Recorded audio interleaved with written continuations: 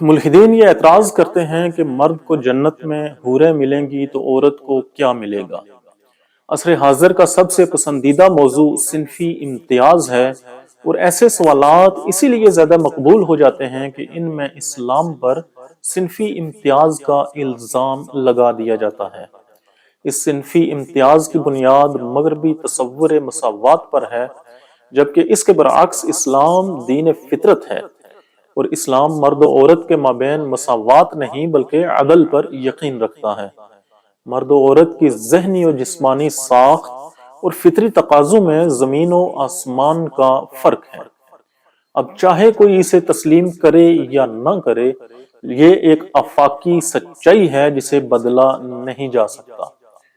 مذکورہ سوال میں مرد کو جنت میں ملنے والے خصوصی انعام کا تذکرہ ہے۔ یوں تو قرآن حکیم میں جنت اور اس کی نعمتوں کا بیان موجود ہے کہ جو کسی آنکھ نے نہ دیکھیں۔ وہاں جنتیوں کی ہر ایک خواہش کے پورا ہونے کا بیان ہے، اور ایسی ایسی نعمتوں کا تذکرہ موجود ہے جن کا تصور بھی نہیں کیا جا سکتا۔ یہ عمومی انعامات ہیں۔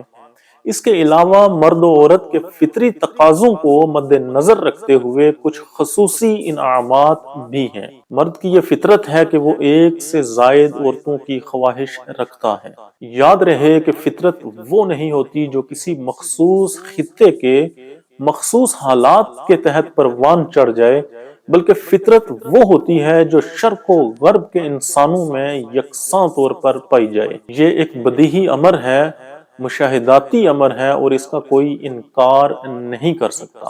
مرد کی اس فطرت کو مد نظر رکھتے ہوئے اسلام نے جنت میں خصوصی انعام کے طور پر حوروں کا تذکرہ کیا ہے۔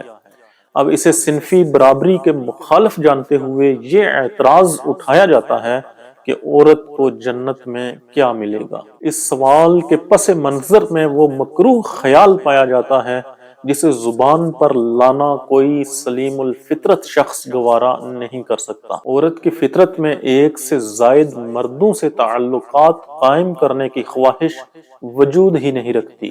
یہ ایک مخصوص خطے سے تعلق رکھنے والی اور مخصوص حالات میں پروان چڑھنے والی فکر کا نتیجہ ہے، جس کا شکار مغرب سے تعلق رکھنے والی خواتین کا ایک طبقہ ہو چکا ہے۔ ایسی عورتیں جو ان خلاف فطرت افعال میں ملوث ہیں، اور دیگر عورتیں، ان تمام کی فطری خواہش یہ ہوتی ہے کہ وہ ہمیشہ جوان، کم عمر، خوبصورت اور کمواری رہیں، اور ان کا حسن اور جوانی سدا برقرار رہے۔ عورت کی یہ فطرت ہے، اب چاہے وہ مشرقی عورت ہو یا مغربی، اس کے دل میں یہ خواہش لازماً پائی جاتی ہے۔ اس کا ثبوت اربوں روپے کی کاسمیٹکس انڈسٹری ہے، جس کا سارا زور اس بات پر صرف کیا جاتا ہے کہ عورت حسین سے حسین اور کم عمر دکھائی دے۔ عورت کی اسی فطرت کو مد نظر رکھتے ہوئے اسلام نے جنت کی دیگر ان گنت نعمتوں کے ساتھ عورت کو یہ خصوصی نعمت عطا فرمائی کہ اسے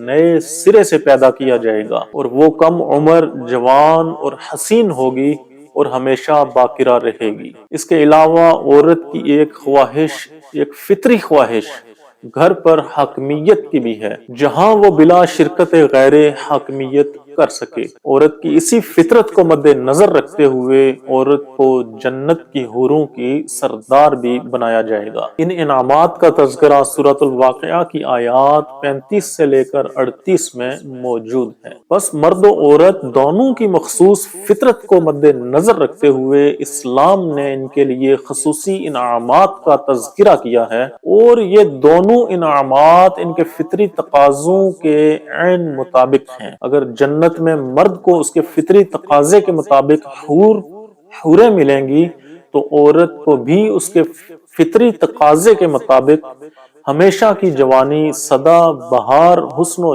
جمال اور کبھی بھی زائل نہ ہونے والی کموارگی کا خصوصی انعام عطا ہوگا، اور ان انعامات کے ساتھ ساتھ جنت کے دیگر ایسے ان گنت انعامات ہیں جن کا تصور بھی نہیں کیا جا سکتا۔